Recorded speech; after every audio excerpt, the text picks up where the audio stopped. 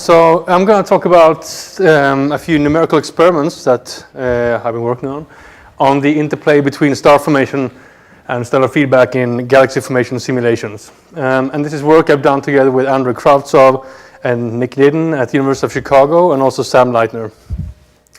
So I don't think we have to reintroduce the issues that exist in galaxy formation theory, but so I'm just going to jump straight into how I view the sort of star formation feedback cycle. So this is an Ouroboros, so the serpent eating its own tail.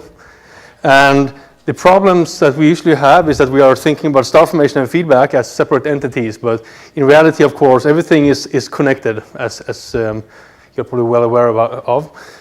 So star formation will generate a certain properties of feedback, and feedback will generate in turn outflows and turbulence in the interstellar medium and in the intergalactic medium, which in turn influences star formation and so on. And the big question is for modelers is, so which models of star formation and feedback achieve reasonable galactic characteristics, and are galaxy formation models degenerate? And if so, how can we break those degeneracies? Do we need just more data, or what can we do? So I'm just going to start from the feedback scale, and what I'm showing you here is the luminosity output from a single stellar population taken from starburst 99, and so it's the luminosity as a function of time, and I'm plotting you here the bolometric luminosity of the starlight, the wind power or the wind mechanical luminosity, so of the stellar winds from young massive stars, and the mechanical luminosity from supernovae. Okay, as you can see, supernovae explode only after roughly 4 megayears after the birth of a single stellar population, and before this time, stellar winds and the radiation field from the young stars have already preconditioned the star-forming regions.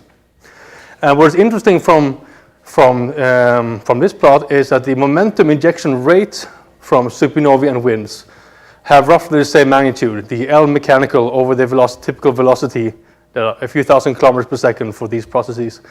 And that happens to be roughly equal to the radiation momentum injection as well, so the volumetric luminosity of starlight over the speed of light.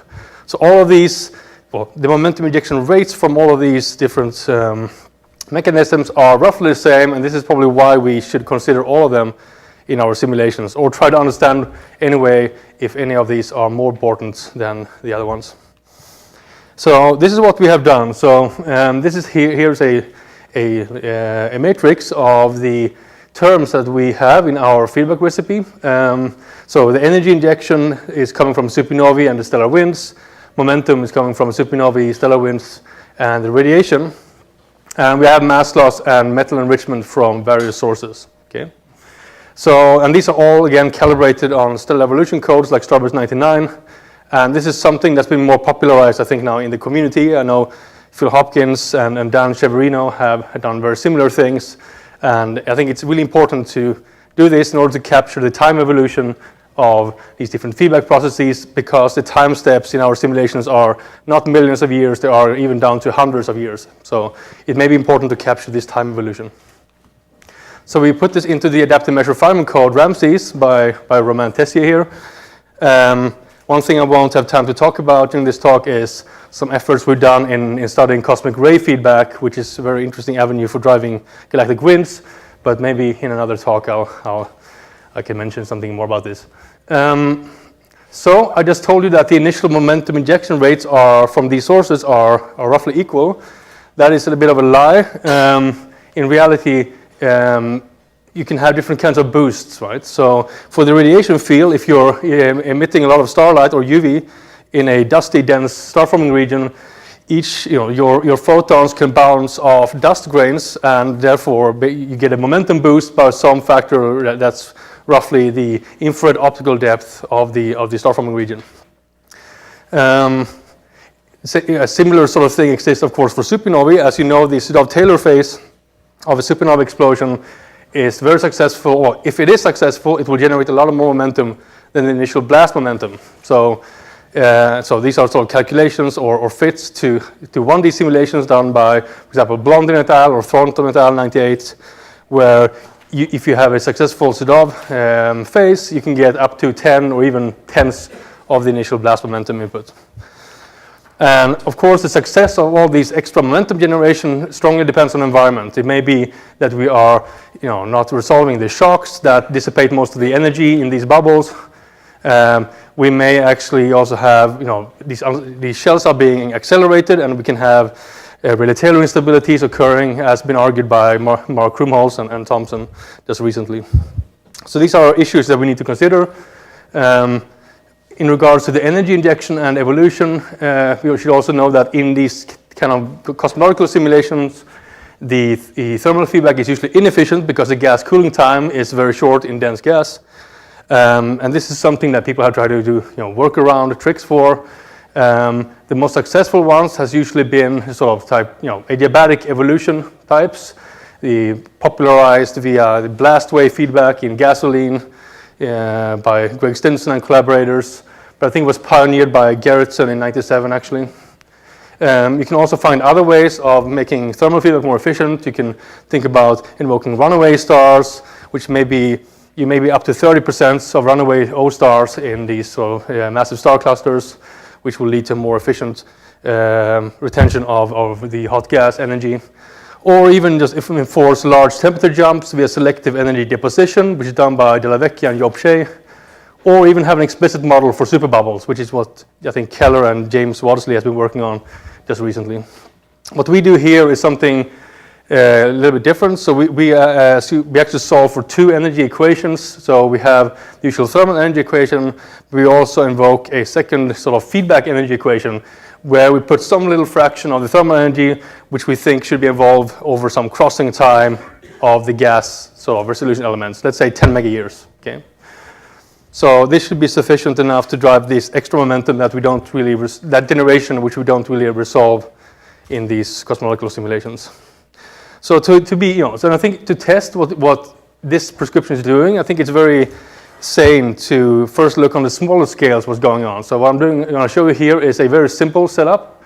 This is sort of a patch of gas at the resolution almost affordable in our cosmological runs. This is sort of 10-ish parsec resolution.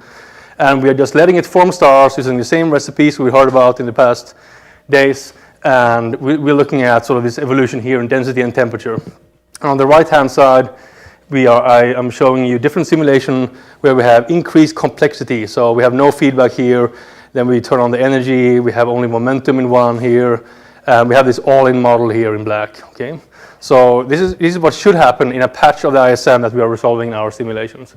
And the sort of conversion efficiency as a function of time is leveling out at around 8%, which seems reasonable for a GMC of this high mass, like 1 million solar masses. It's not. It's sort of qualitatively in the range of Evans and Murray 2011. We then go to larger scales, and this is now a Milky Way-like galactic disk, and in fact this is the Agora initial conditions, which we're going to talk about more later in the week. So here we can study, what we did here was focus mostly on how star formation proceeds, so how efficiently do we regulate star formation in this disk. And what we were showing here is that when we compare our simulated data here, these squares, to the data by Big L or the older one by Kennicott 98, if we don't have any feedback, then we are very sensitive to the input efficiency per free-fall time that we assume in the gas. Okay, so we're almost rescaling it by this sort of the ratio between the two. But if we use the feedback I just talked about, then we are basically completely insensitive to the input efficiency. We are regulating this to a level which seems reasonable according to observations. So all this is nice. It's a good sanity check, but it doesn't tell us at all about the baryon cycle, right? So how do we actually work against a cosmic accretion, or how do we regulate the metal content and gas content of these systems? So to do this, we go to cosmological simulations. So these are zoom-in simulations of a galaxy forming in a 10 to 12 solar mass halo at redshift 0, so like a Milky Way-like galaxy. So we have a forced hydro resolution around 75 parsec in this one. And we account for all the feedback I just mentioned to you before. And we do star formation based on local dust shielding models. So basically an H2 molecular hydrogen formation model suggested by Krumholz, McKee, and Tomlinson in 2009, which is also being calibrated by, on full chemistry networks with, so it compares very well to what, for example, Charlotte Christensen and Nick Nidden has been doing in the sort of full chemistry models. Okay, so now we're getting to some interesting things. So now we can return back to this question: which models of star formation and feedback achieve reasonable characteristics? So before I do this, I want to talk, for 30 seconds about the choice for the conversion efficiency that we're going to use. So I told you just before that we're using a Schmidt-like law for how we convert gas into stars. The star formation timescale here is the freefall timescale over some efficiency of freefall time.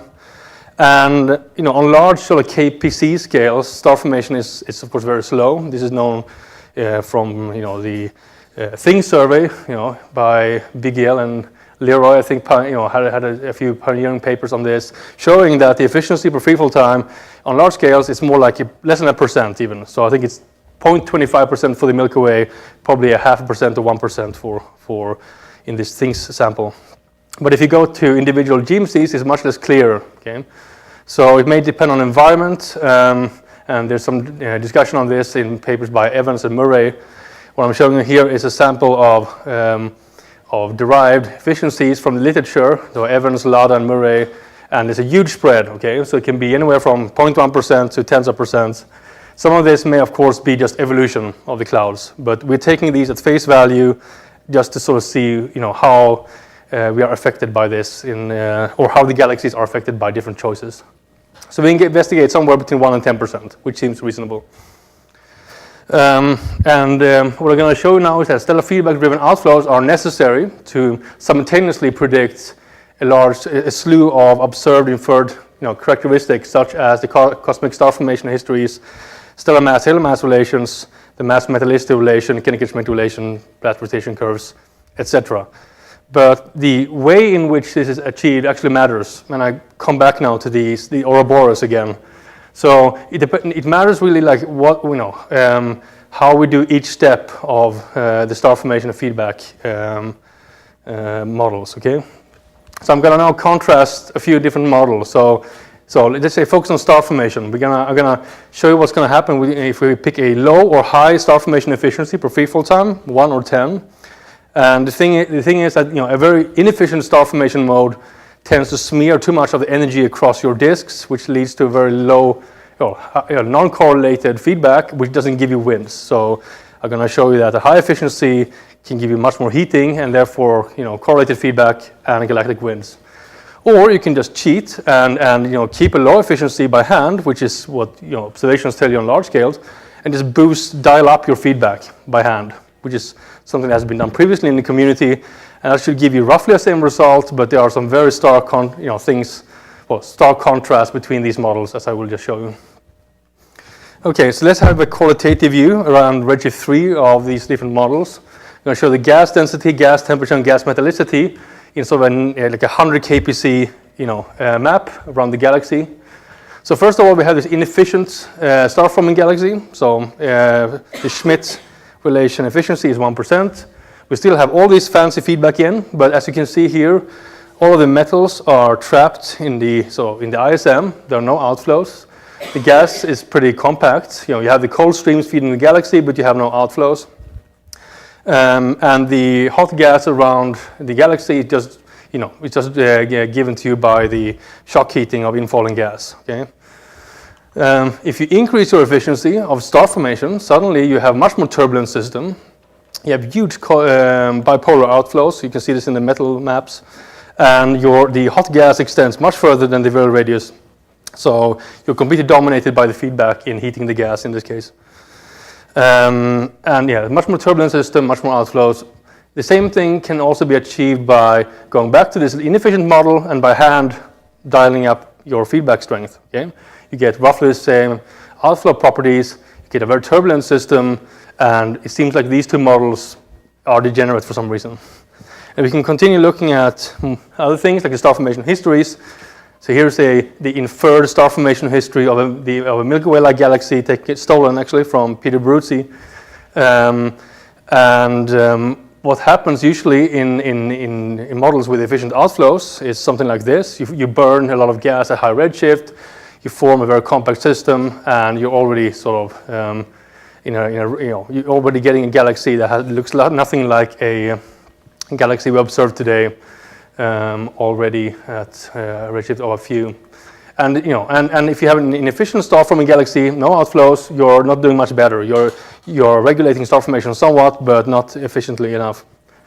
And then these two other models that look roughly the same are both falling on top of this relation. Okay, so the black line is this inefficient star formation model. The red line here, the red dashed line model, is the one with boosted feedback. Okay, so again, they look qualitatively the same, slightly different here, but they're both matching this data. And another way to look at the same data is look at the stellar mass halo mass relation. Again, these two models, they are following the derived relation from Peter's work really well. All the other models that we tried where we have inefficient outflows immediately go to the cosmic baryon fraction, of course. We can look at the mass metallicity relation. So this is quite interesting. So here we are looking at redshift 3 to 4. Here we have data by Maiolino et al. And the Tremonti et al. Data at redshift 0.1 is sitting up here. The models that agree with the star formation histories are sitting roughly on this relation here, while all the inefficient sort of outflow models will immediately, they will sort of evolve, out of this relation and towards the redshift 0 relation very early on. At redshift 2 to 2.5, we see a similar thing. The preferred models are again sort of roughly in this relation here, while the other models are already highly enriched and evolved off the observed relation. So this also tells us that when, without enriched winds, the galaxies will rapidly evolve off this relation already at early times. So it's not enough to match only a redshift 0 one. That's pretty easy. You can just, overcool your simulation, and you will pretty rapidly end up at the redshift 0 relation. So it's very important to look at this observable at different epochs. And I think this was also argued in Alison Brooks's work from 2007. Okay, so can we break these degeneracies? So these again are these two models that match all the data, but let's look at just qualitatively at the evolution of the gas density around the last major merger happening close to redshift 1. So here's the last major merger. You see, you actually don't even see the second companion of this galaxy here because it's blown out all of the gas. So after the last major merger, the one where we have, let's say, feedback being regulated by high star formation efficiency, we enter an epoch of disk formation after this point. It's very turbulent, of course, but it settles into a nice, well-defined disk that calms down over the period of 8 gigayears. However, this other model where we just by hand say that feedback should be efficient everywhere, even in regions of low star formation densities, the gas can never settle into a cold disk. It keeps exploding. It's never resting. Okay, so these are very different, sort of course, galaxy evolutions, and this is one way to break the degeneracy, and we can look into other observables to be a bit more quantitative. So, for example, the Kennecott-Schmidt relation at redshift 2 to 3 is a good one. Here we can see the simulation here as these blue points, and we're comparing now to data by Reinhard Genzel, so the CO data at redshift 1 to 3, or data from Lyman break galaxies or DLAs by Rafelsky and also Wolf and Chen. So in one case, we're following on this relation. Too strong feedback will renormalize your entire relation, so it will be in quite a somewhat of a tension with the observed Kennecott-Schmidt relation. So this is something that can be a useful check. We can look at the mass loadings of the winds. So again, here we have the mass loading will just be the mass flux at some radius divided by the star formation rate of the galaxy. Okay, so per solar mass of star you form, how many solar masses of solar mass of gas do you eject? So this preferred model has a very high mass loading at early times. So this is a function of circular velocity of the main galaxy. Okay, so in the youth of this galaxy, it's a very high mass loading factor of roughly 10. And it decreases towards redshift 1-ish. And actually, I haven't plotted this here, but at redshift 0, it's actually below unity. So there's some fall off with time. These sort of boosted feedback models are always too high. Okay, it's above 10 at all times, which makes the galaxy never rest. You can't form a thin disk without any feedback or weak outflows, you're always below unity, so you don't regulate the baryon fraction. And of course, it's a lot of scatter here. So for fun, I plotted one of these mass loading versus circular velocity, that, you know, from where circular velocity scales, the mass loading scales a circular velocity to the power of -1, which is to be a momentum-driven wind scenario. As you can see, it can easily just be an energy-driven, which would be -2, because in reality, you know, these factors are very stochastic in nature, and there's a lot of scatter. So that is in sort of stronger contrast with these sort of, you know, imposed models of winds from, let's say, Oppenheimer and Davey, and maybe also what is used in these latest Ouroboros simulations. So one thing that I find interesting is if you look at the wind velocities as a function of circular velocity, they are, you know, it's a lot of scatter here, but they are roughly the same in all of these simulations actually. So wind velocity seems to just come out roughly the same. And these are, you know, in the same ballpark as the observed ones by Schwartz and Crystal Martin and Rupke in 2005. So far we don't make any strong claims about this, but yeah, wind velocities are in the ballpark of the, sorry.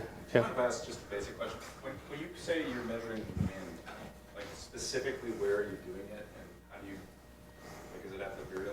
No, so here we just, as I was just, sorry, it's a little note here, we just average out the 20 kpc of the disk. So it really matters where you measure this, right? And so we haven't made any more, as long as we're doing the same thing for all these galaxies, it's fine. But yeah, to compare to observations then properly, then I would say we need to do some more work, Okay, so a few more slides here. But so we can also look at the galaxy mass, stellar mass relations. So here we have the models I just discussed before, where here we have tons of data from literature that we just put together. You can see the references here. I think the sort of the shaded region here is from Bernard in 2012.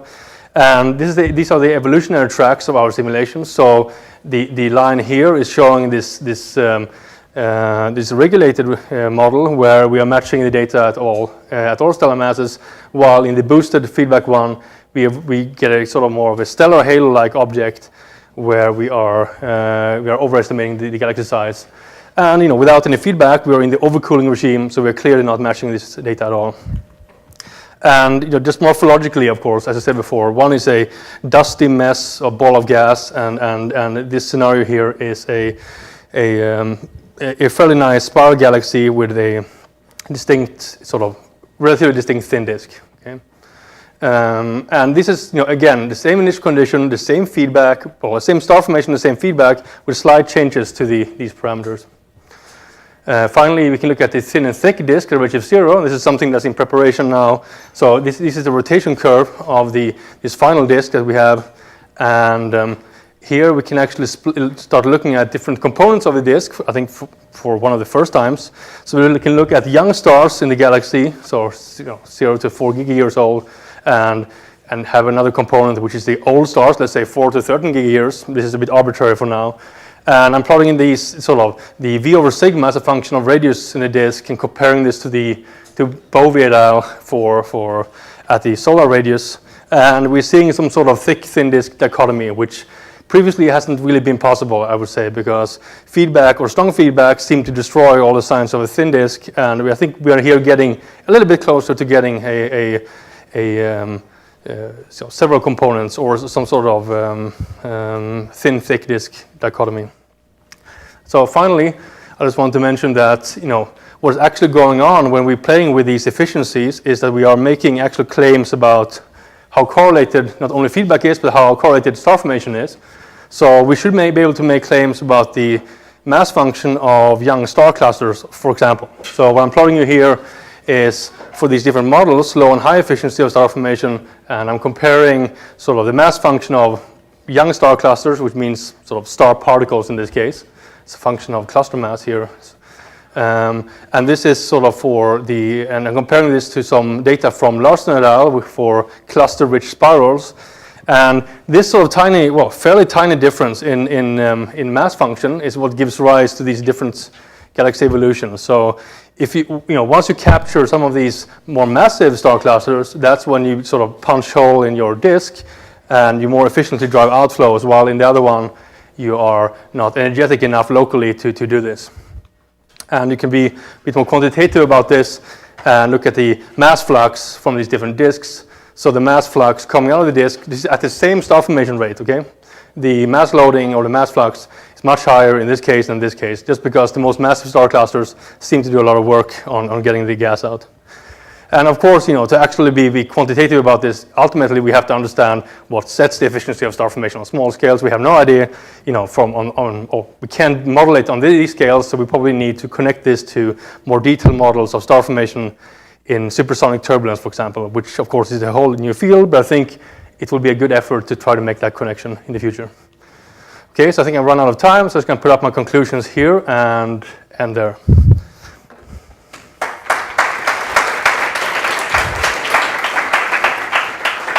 We have about 4 minutes for questions. Just a quick clarification. You were showing the mass size plot to put it up back again. You were matching the time, on that side, but I got the impression you were doing that with pure disk galaxy or something like that when you show the picture, and that would be the trend where we see the spheroids. Maybe I misunderstood. So you're referring to this plot here, or? And the picture that you showed the galaxy corresponds. Yeah. So those galaxies that we see in the universe are not this nice, this bulgeless, this that you're showing there. I mean, so this. You're making those sizes with this kind of galaxy. I mean, so here some of the data points here are just blue galaxies, local blue galaxies. Some of these are from, again the things galaxies, for example, and some will be just in the local universe, and right. So, and this will be more of an maybe SB galaxy. So. Actually, this has moved from a budget, so maybe the question is, do you reobtain the right distribution of some of that sequence? Oh, sorry. Okay, yeah. So we have only like a few of these simulations. So I think we really need to go get more statistics, do more simulations. For now, we only have a few, and that's a problem for the whole community. These are very expensive runs. But So. then what you get out of a few is this kind of galaxy. I gather that there is a sort of issue. This galaxy should not be this bulgeless or almost bulgeless masses inside. So I'm not sure I understand the points. Don't get bulk. Yeah, I mean, it has a bulge. I mean, it's. No, but I mean, if you do a decomposition of the surface brightness, then it will be sort of bulge to total ratio could be 15% to 20%. So yeah, we've done this. Yeah. This is good. This does happen in the real universe, and most hydrocids overproduce bulges, so it's actually kind of nice to underproduce it. Yeah, I mean it's. It's not. But if we make them a 10 to the 11, and the real galaxy to get there is this, then I think we are working. So at the stellar mass that this is at, so 6 times 10 to 11, then half of the galaxies are early types, right? And pure disk will be a very small fraction. And so this is not a pure disk galaxy for sure. So again, it's an SBC maybe galaxy. So we have time for one more question. Edmund, do you want to come up? Sure. You mentioned the equation, the equation that stores the energy from feedback. Mm-hmm. Like on 10 million years. And because 10 million years moves a lot of time feedback. Have you tried different steps? Yeah, between 1 and 10 mega years. So this is sort of the roughly the crossing time of the coal ISM, or maybe several crossing times of a GMC. So and if you go down to 1 mega year, you change the final stellar masses probably by 50% or something like this. So this matters, right? So how this is set. It's not like a regulating parameter, and this is that's still a caveat. So.